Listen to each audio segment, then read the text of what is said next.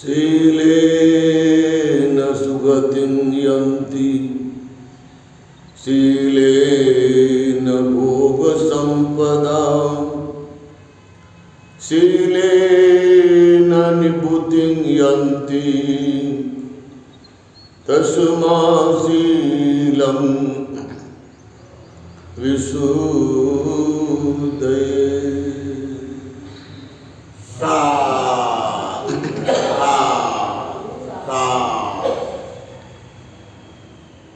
बोधिसत्वाच्या वेगवेगळ्या कर्तृत्वामध्ये आणि कष्टामध्ये व निरंतर प्रयत्नामध्ये बोधिसत्व शीलाला सर्वात जास्त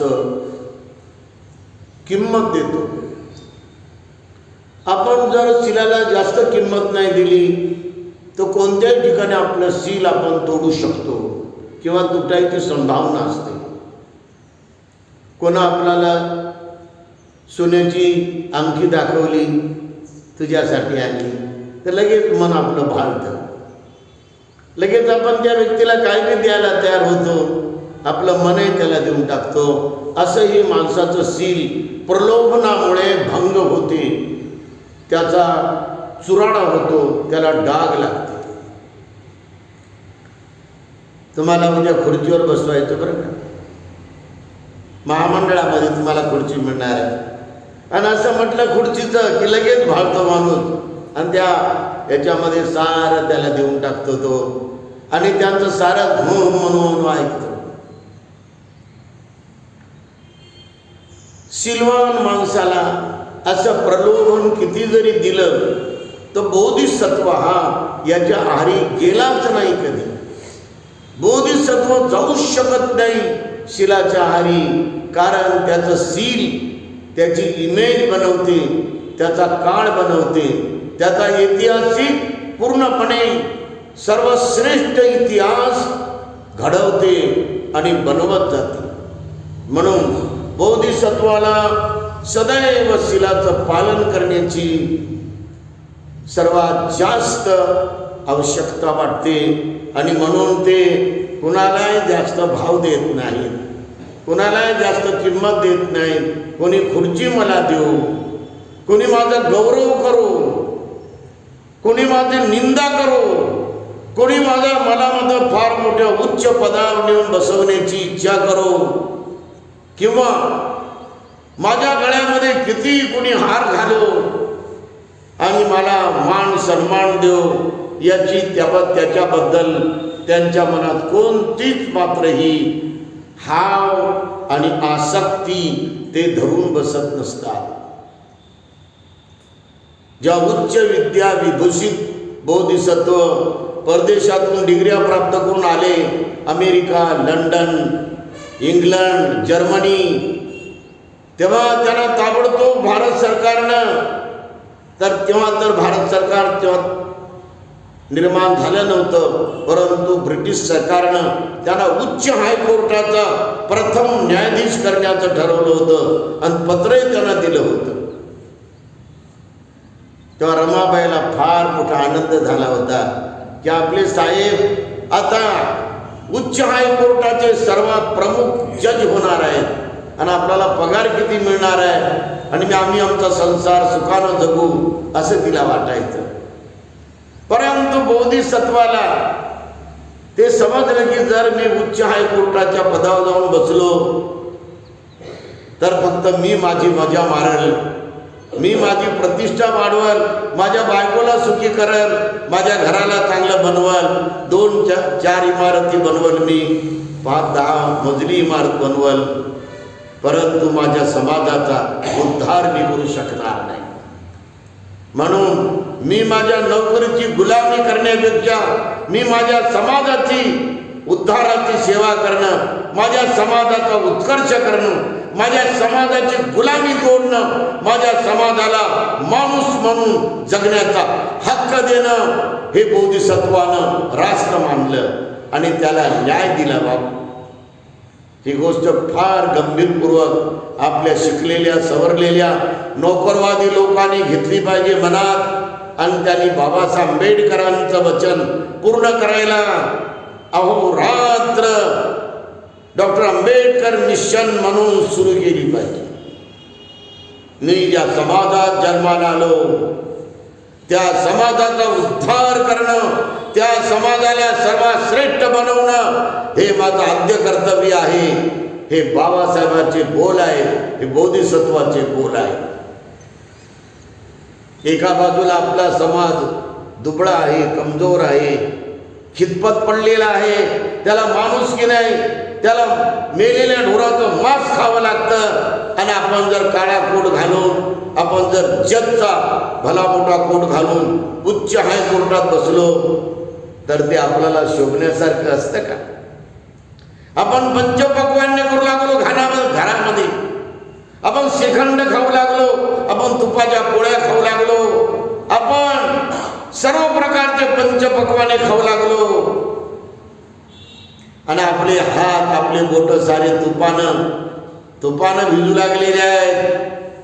आणि अवतीभोवती गरीब लोक बिचारे, त्यांना शिळा कुटका मिळत नाही, त्याला ताजी भाकर भेटत नाही, त्याला माणुसकीनं जगायला मात्र स्वाभिमान मिळत नाही. तर हे आपलं जगणं आणि हे आपलं जगून त्यामध्ये वावरणं, हे मशगूल होणं, हे कितपत खऱ्या अर्थानं न्याय प्रदान होऊ शकते, खऱ्या अर्थानं आपल्याला आनंद देऊ शकते का? आणि म्हणून बाबासाहेब आंबेडकरांनी मिलिंद महाविद्यालय स्थापन करून, मिलिंद महाविद्यालय आर्ट यांचं हॉस्टेल, मिलिंद महाविद्यालय सायन्स यांचं हॉस्टेल, मिलिंद महाविद्यालय कॉमर्स यांचं हॉस्टेल, मिलिंद महाविद्यालय लॉ यांचं हॉस्टेल, मिलिंद महाविद्यालय फिजिकल एज्युकेशन यांचं हॉस्टेल, असे सारे हॉस्टेल काढून गोरगरिबांच्यासाठी तळमळीनं, अत्यंत आत्मीयतेनं बाबासाहेबांनी त्यांची राहण्याची सोय केली, त्यांची शिक्षणाची सोय केली आणि त्यांचा अन्न पाण्याची पण सोय केली. वसतिगृहामध्ये मला सुद्धा अन्न मिळायचं, जेवण मिळायचं, भल्ली मोठी भाकर मिळायची एवढी, पण आम्ही म्हणत होते आमच्या बाबासाहेबाची भाकर आहे, हे आमच्या बाबासाहेबाचं पूर्णपणे मटकी आहे, असं म्हणून आम्ही सर्व त्रास सहन केला. पण आमच्या बाबासाहेबांनी सारी सोय केली, कारण ते खऱ्या अर्थानं बोधिसत्वाचं कर्तव्य आणि बोधिसत्वाची जी संहिता आहे, उच्च विनय आहेत, उच्च शिला आहेत, ते पालन करत राहिले. म्हणून बोधिसत्व ज्या शिलाच्या बेसमेंटवर उभा असतो त्याला खूप यश मिळत असते, त्याला अपयश कुठंच मिळत नाही. स्वतःकरिता आणि स्वतःच्या समाजाकरिता बोधिसत्व सर्वात उच्च आणि उच्च पद घेत असतो तो, आणि त्याला बरकत असते. म्हणून पालीमध्ये म्हणलेलं आहे, शीलेन सुगतिं यन्ति, शीलेन भोग संपदा, शीलेन निभूतिं यन्ति, तस्मा शीलं विशुद्धये.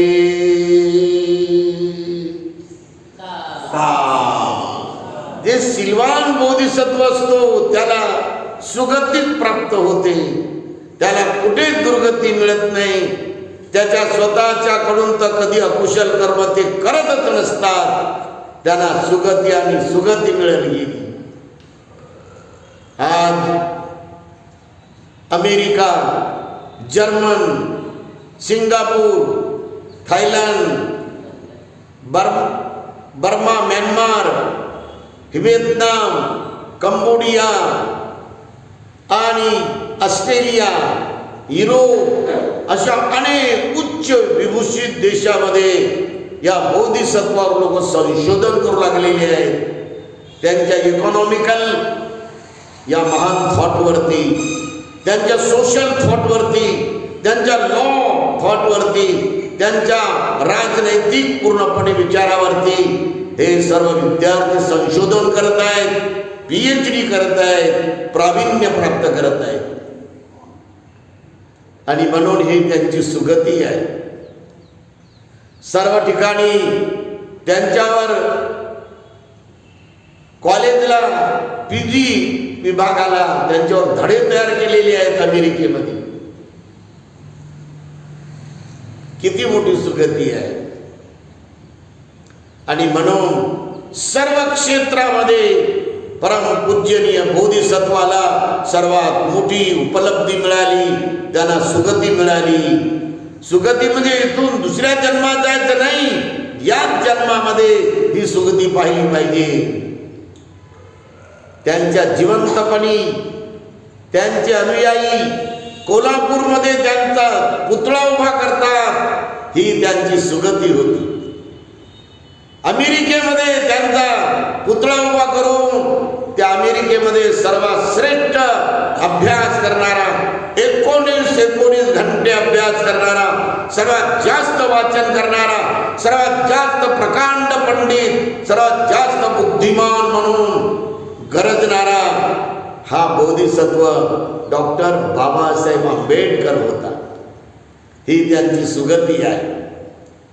शीलेन सुगतिं यन्ति.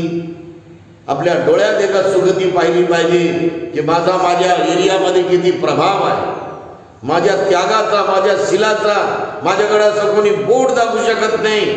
माझ्या शिलावर, माझ्या परिपूर्ण पवित्र अशा वर्तनावर असा हा आदर्श बोधिसत्वाकडून आपण घेऊन एक एरिया, एक नगर, एक परिवारावर आपला बोधिसत्वाच्या महान प्रभावाचा आपल्यावर निर्माण झालेला सर्वात मोठा मात्र तेजस्वी आपल्या शिलाचा परिणाम, प्रभाव हे लोकांवर निर्माण केला पाहिजे. ही आपली सर्वात मोठी खरी ओळख आहे, सर्वात मोठी खरी आयडेंटिटी आहे. शीलेन सुगतिं यन्ति शीलेन भोग संपदा. सारे भोग त्यांना मिळतात. भारतामध्ये सर्वात उच्च पद म्हणजे कायद्याचं पद आहे. बाबासाहेबांना कायदे मंत्री म्हणून कुठे इलेक्शन लढवावं लागलं नाही, सन्मानपूर्वक त्या पदावर त्यांना बसवलं केंद्र सरकारनं. हे त्यांचा भोग आहे, हे त्यांची उपलब्धी आहे.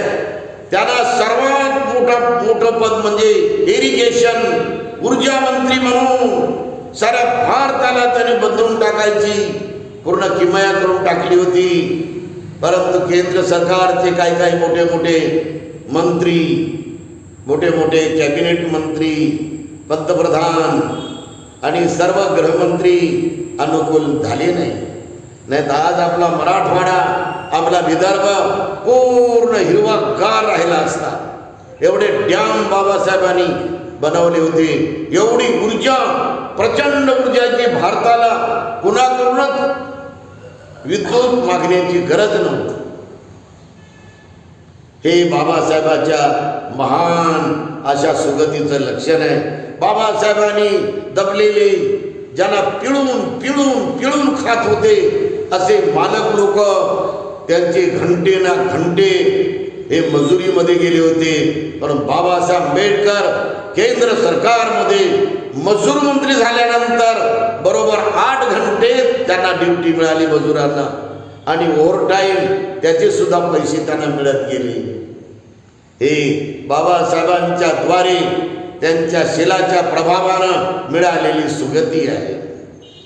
आणि त्यानंतर कोटी कोटी कोटी लोकांना बाबासाहेबांनी चातुर्वर्णाच्या नरकातून बाहेर काढलं, ब्राह्मणशाहीच्या नरकातून बाहेर काढलं, हिंदू धर्माच्या नरकातून बाहेर काढलं आणि पवित्र पावन बुद्धाच्या समतेच्या धम्मात, बुद्धाच्या न्यायाच्या धम्मात, बुद्धाच्या बंधुत्वाच्या धम्मात, बुद्धाच्या स्वातंत्र्याच्या धम्मात, बुद्धाच्या स्वाभिमानी आणि मानवतावादी उच्च विचाराच्या धम्मामध्ये सर्वांना प्रतिष्ठित केलं.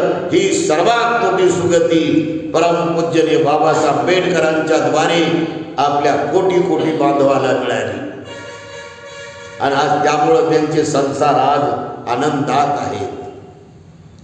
त्यांची जिंदगी ते प्रगतिशील नेत आहेत. परंतु बाबासाहेबांचं वचन पूर्ण करायला ते झटत नाही, झिजत नाही. ही मोठी फार दुःखाची गोष्ट आहे. जे जे पुस्तक बाबासाहेबांनी लिहिलं, thoughts and Pakistan, revolution and counter revolution, the Buddha and his Dhamma, शूद्रपूर्वी कोण होते, अस्पृश्य मूळचे कोण आणि ते कसे बनले, या साऱ्या ग्रंथातून सुद्धा अनेकांचे मन बदललेले आहेत. अनेक भारताचे वेगवेगळ्या जातीचे लोक बदलले, वेगवेगळ्या जमातीचे लोक बदलले आणि ते बाबासाहेबाला आपला उद्धार करता मानू लागले. कोटी कोटी लोक मानू लागले. त्यामध्ये मराठा सेवा संघ सर्वात जास्त आघाडीवर आहे आणि संभाजी ब्रिगेड सर्वात जास्त आघाडीवर आहे. कारण त्यांच्या जेव्हा परिषदा होतात त्याच्यामध्ये बाबासाहेबांचा उल्लेख सर्वात जास्त ज्ञानाचा होतो. ही बाबासाहेबाला मिळालेली सुगती आहे. हे शिलामुळे मिळते. शिलेन सुगतिं यंती, शिलेन भोग संपदा, शिलेन निभूतिं यंती. बाबासाहेब आंबेडकरांना बोधिसत्व म्हणून निभूती मिळाली, त्यांना निर्वाण प्राप्त झालं. निवांत गेले ते, त्यांचे हाल झाले नाही. मृत्यू अवस्थेमध्ये कोणती बिमारी त्यांना त्रास देत राहील नाही. दीर्घकाळ ते खाटेवर पडून राहिले नाही. इंजेक्शन घ्यायची गरज भासली नाही, गोळ्या खायची गरज भासली नाही. अरे जीव गेला हो पण पुन्हा परत आला असं म्हणून काय नेत्याला, काय पुढाऱ्याला 4-4, 5-5 वर्ष मृत्यू येत नव्हता. काय कलाकाराला, काय गायकाला 4-4, 5-5 वर्ष, 2-2 वर्ष मृत्यू येत नव्हता. त्यांचे हाल झालेले आहे. परंतु आमचा बोधिसत्व डॉक्टर बाबासाहेब आंबेडकर शांत चित्तानं गेला. तुम्ही त्यांच्या शेवटच्या चेहऱ्याचे भाव मायन्युटली पहा. बुद्धिस्ट मेडिटेशन प्रमाणे जर तुम्ही त्याला अभ्यासलं तर अत्यंत निरागस चेहरा त्यांचा दिसतो, अत्यंत निष्पाप चेहरा दिसतो, अत्यंत निरामय चेहरा दिसतो. ही बोधिसत्वाची निभूती, निवांत गेल्याची महाप्रियान त्यांची उपलब्धी आहे, त्यांचं यश आहे. बोधिसत्वाला जसं श्रद्धेचं बल असते, त्या श्रद्धेच्या बलावर बोधिसत्व शील पालन करतो. बोधिसत्व हा आपली श्रद्धा ही डोळस ठेवतो. तो अज्ञानाची श्रद्धा ठेवत नाही, परावलंबी श्रद्धा ठेवत नाही, भोळी भाबडी श्रद्धा ठेवत नाही, मिथ्या श्रद्धा तर ठेवतच नाही, दैववादी तर श्रद्धा ठेवतच नाही, ईश्वरवादी तर श्रद्धा ठेवतच नाही. इतका बोधिसत्व पवित्र आणि पवित्र अति उच्च, जगातल्या सर्व पावित्र्यामध्ये बोधिसत्वाती उच्च अशा मनानं परिपूर्ण परिशुद्ध असतो. तो कोणाबद्दलच त्यांच्या मनात हे विकार समावलेला नसतो किंवा धारण केलेला नसतो. म्हणून त्यांच्यामध्ये श्रद्धा बलासोबत जे शक्ती जागते ते त्यांच्या शिलाला पूर्ण मजबूत करायला कामी पडते. श्रद्धाच नसेल तर शील कसं मजबूत होणार आहे? की माझी श्रद्धा माझ्या भगवान बुद्धावर आहे. त्यांनी आपल्या बुद्धाला आपला पहिला गुरु मानलेलं होतं आणि माझ्या बुद्धामध्ये जी श्रद्धा, जी शिलाची शक्ती आहे, ज्या श्रद्धेच्या बलावर जो माझा बुद्ध सम्यक संबुद्ध झालेला आहे आणि ते मी शील माझ्या गुरुपासून घेतलेला आहे, त्या शिलाला मी डाग लागू देणार नाही. अशी प्रचंड महत्वाकांक्षा, अशी प्रचंड माणसाची डोळस श्रद्धा जेव्हा जागी होते, तेजस्वी होते, तर मग काय शील ब्रोकन करू शकतो का तो माणूस?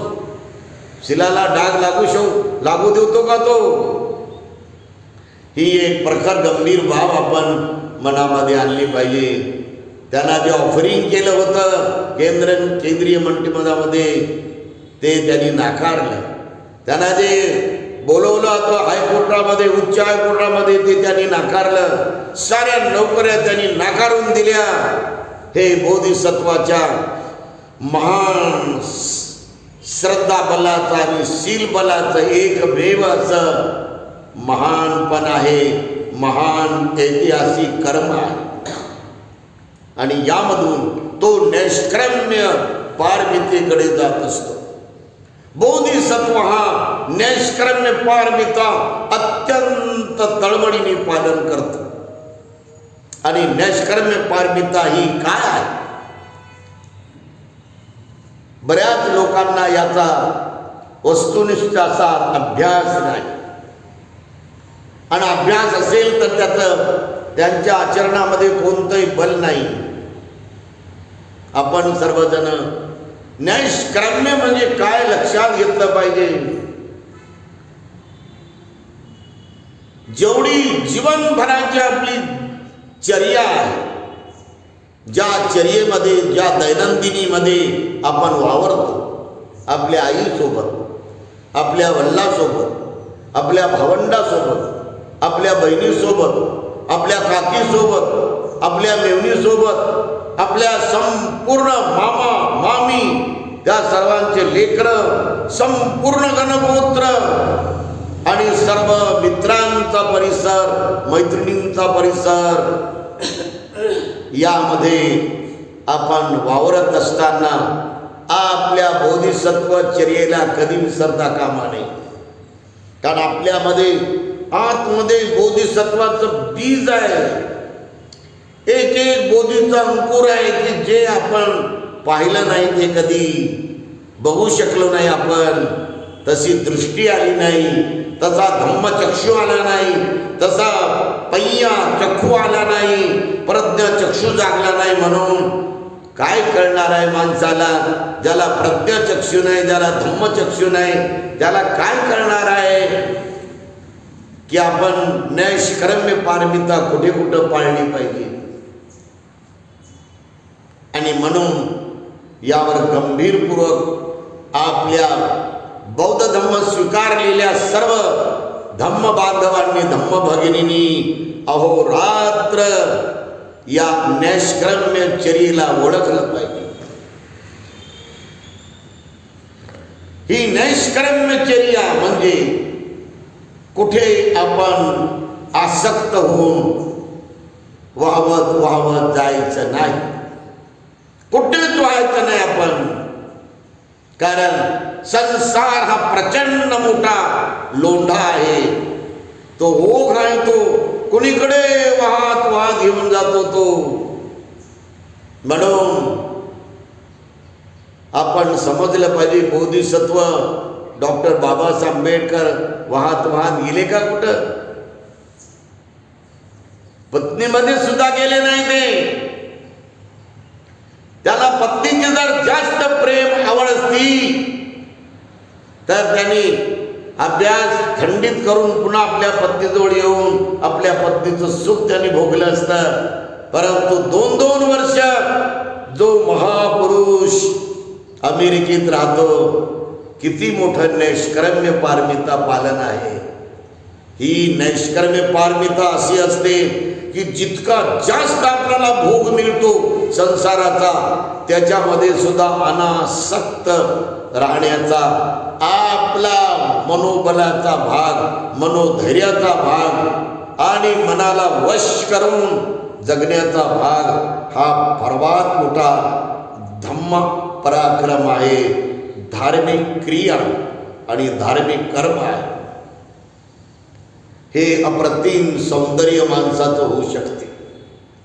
याच काळात नाही, त्या काळामध्ये सुद्धा सचित ग्रहपती हा इतक्या उच्च पदावर पोहोचला होता तो की तो श्रोतापन्न फळाला गेला होता.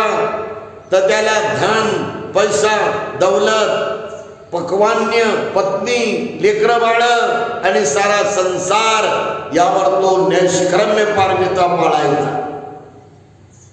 केवळ एकच उपासक नाही.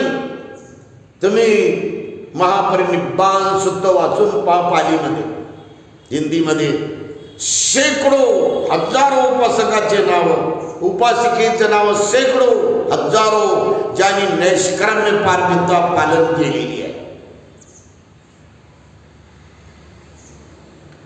सर्वात मोठी नैष्कर्म्य पारमिता पालन करणारा जो साधा भिक्खू परंतु किती पोहोचला होता. भगवान गौतम बुद्धांनी त्याच्यावर अमर्याद अनुकंपा केल्यानंतर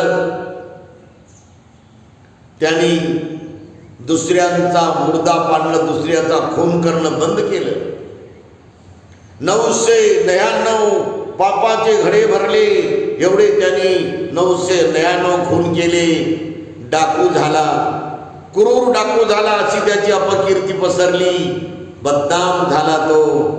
पण जेव्हा बुद्धाला पाहिलं, बुद्धानं जेव्हा बोधी दृष्टीनं त्याला पाहिलं, तर त्याच्यामध्ये बुद्धाला बोधीचे अंकुर दिसले की या अहिंसक व्यक्तीमध्ये बोधीचे अंकुर आहे.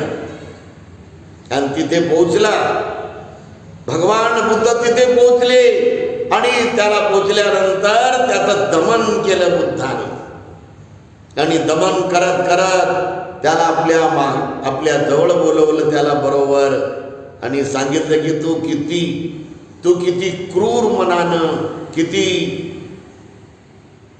अत्यंत तीव्र विकारानं, अत्यंत अति क्रोधानं, द्वेषानं सर्वांच्या हत्या करत चाललेला आहे, सर्वांना मारत चाललेला आहे. तू किती अघोर पाप करत आहे, तू हे सोडून दे, हे सोडून दे असं म्हणल्याबरोबर 3 वेळ त्याच्या मनात नैष्कर्म्य पारमिता जागी झाली.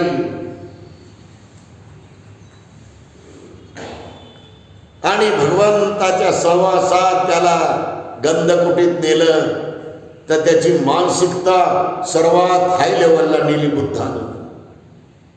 ज्या मानसिकतेमध्ये प्रमाद उरला नाही, ज्या मानसिकतेमध्ये गलथानपणा उरला नाही, ज्या मानसिकतेमध्ये अजागृती उरली नाही, ज्या मानसिकतेमध्ये द्वेष उरला नाही, क्रोध उरला नाही, कपट उरलं नाही, घमेंड उरली नाही आणि अहमपणा उरला नाही किंवा बदला घेण्याची अत्यंत तीव्र विकाराची भावना उरली नाही. सारे विकार, सारे दोष, सारे अकुशल कर्म मुळासकट निघून गेले. त्याचं अंतर्मन बाह्यमन परिपूर्ण बुद्धाचं मन झालं, अरहंत झालं. ते अरहंत बुद्ध भगवान आणि अरहंत भिक्खू लाखो यांनी संपूर्ण भारताला पवित्र केलेला आहे. अरहंताशिवाय कोणीच भारताला पवित्र करू शकत नाही. साधूकडे कुठे एवढी मोठी उपलब्धी, संन्याशाकडे कुठे एवढी मोठी उपलब्धी. अरहंत कोणी झाला नाही, साधू संत महाराज बुवा अवलिया कोणीच झाला नाही. ब्राह्मण पण झाला नाही, ब्रह्मदेव पण झाला नाही, कोणता देवता पण नाही झाला. परंतु बुद्ध भगवान आणि बुद्ध भगवंताचे भिक्खू संघ हे संपूर्ण बुद्ध भगवानासोबत 12,000 भिक्खू संघ हे सर्व चारिका करत राहिले, धम्माची धम्मदेशना करत राहिले, गावात खेड्यात पाड्यात आणि सर्वीकडे भारत देश त्याने ढवळून काढला आणि पवित्र बनवला. हे नैष्कर्म्य पारमितेचं सर्वात मोठं उदाहरण आहे. एका ठिकाणी बसून एका ठिकाणी पंचपक्वाने खाऊन आणा ना बाई उद्याला जर चांगलं छान आणा, टेस्टी एकदम बकऱ्याचं असलं तर बरं होईल, नवीन गावरान कोंबडं असलं तर बरं. असं म्हणून आपण चवी पूर्ण करतो. ही गोष्ट आपल्याला मानसिक दुर्बलता आणि मानसिक गुलामीकडे नेत असते. ती राजा अशोक हतबल होऊन, नर्वस होऊन पळत आला. रथानं भगवंताला प्रणाम करतो. भगवान, अंगुलीमालाचा बंदोबस्त कोणी करणं, साऱ्या सैनिकाच्या हातावर तुरी देऊन अंगुलीमाल गायब झाला, कोण्या जंगलात पसार झाला माहित नाही. भगवान आपण अनुकंपा करा भगवान जनतेवरती. लोक आतमध्ये गेले घरात तर बाहेर यायला लोकांना साहस होईना. घाबरून भीती आणि भय दहशत अंगुलीमालाची प्रभावी पडलेली आहे. भगवान सारी जनता दुःखात आहे, सारी जनता शोकाकुळ आहे, सारी जनता हे मेल्यागत घाबरून परेशान आहे. भगवान म्हणाले, महाराज तुम्हाला जर अंगुलीमाल काशाय पीत वस्त्रात जर माझ्या बाजूला दिसला तर तुम्ही काय कराल? तर तो म्हणाला की मी 4 प्रत्यय शील याचं पालन करेन. अंगुलीमाल भंतेला आयुष्यभर मी पंचपक्वान्ने खाऊ घालेन, भारी भारी पंचपक्वान्ने. आयुष्यभर मी त्यांना चिवर देईन, आयुष्यभर मी त्यांना बेड देईन, आयुष्यभर मी त्यांना औषध देईन. भगवान म्हणतात, महाराज हे अंगुलीमाल आहे. असं केल्याबरोबर महाराजांच्या अंगावर, पसंतीताच्या अंगावर काटे उभे राहिले. सरप्राईज झाला तो, आश्चर्यचकित झाला आणि त्यांनी जाऊन हात जोडले, म्हणाला आपण भंते अंगुलीमाल का? हो महाराज, मी भंते अंगुलीमाल आहे. मी आपल्याला जन्मभर 4 प्रत्ययशीलाचं पालन करण्यासाठी आयुष्यभर पंचपक्वान्य आपल्या भिक्षापात्रामध्ये मी टाकत जाईन, आयुष्यभर चिवर देत जाईन. कोणीच देणार नाही, मीच देणार आहे. आयुष्यभर भेट देत जाईन, आयुष्यभर बिमारी पीडा आली तर मी तुम्हाला औषध देत जाईन. परंतु अंगुलीमाल काय म्हणाले, आपण वाचलं का त्याचं काही? अंगुलीमाल म्हणतात, नाही महाराज, मी धातू, मी पाशुकुल्ली काम हे धुतान धारण केलेलं आहे, मी कोणाचं चिवर घेणार नाही. मेलेल्या मुर्द्यावर जे काही कपडे पडतील मी ते घेऊन येणार आहे आणि ते मी शिवणार आहे आणि त्याचं मी चिवर वेगवेगळ्या जंगलातून मी साली, पानं, फळं जमा करून ते त्याचा आरक निर्माण करून, काशाय वस्त्र तयार करून, काशाय कलर तयार करून त्याच्यामध्ये मी डुबून ते मी चिवर घालणार आहे. महाराज मी आपलं चिवर घेण्यामध्ये असमर्थ आहे. मी आपण दिलेली भिक्षा घेण्यात असमर्थ आहो महाराज.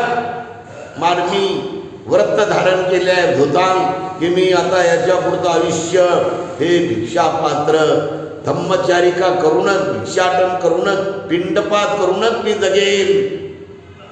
पिंडपात हे 2 धुतांग आहेत, काय पाशुकुल्ली काम धुतांग आणि पिंडपाती काम धुकान. आणि महाराज मी कोणत्या विहारात राहणार नाही, कारण मी ठरवलं की रुक्खमुल्ली काम धुतांग, की मी वृक्षाखालीच राहील. फारच प्रसाद आली तर मी आडोशाला कुठंतरी जाईन, परंतु माझी चर्या वृक्षाखालीच करेन.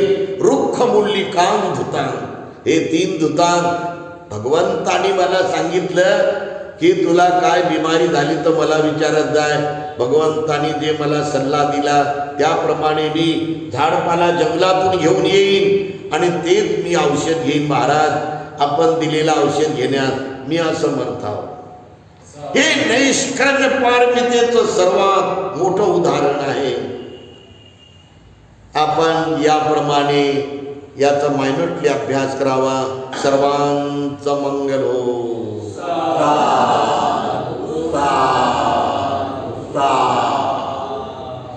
आयु आरोग्य संपत्ती सद्ग संपत्ती मे वंच ततो निब्बान संपत्ती इमिनाते समेज्यतो.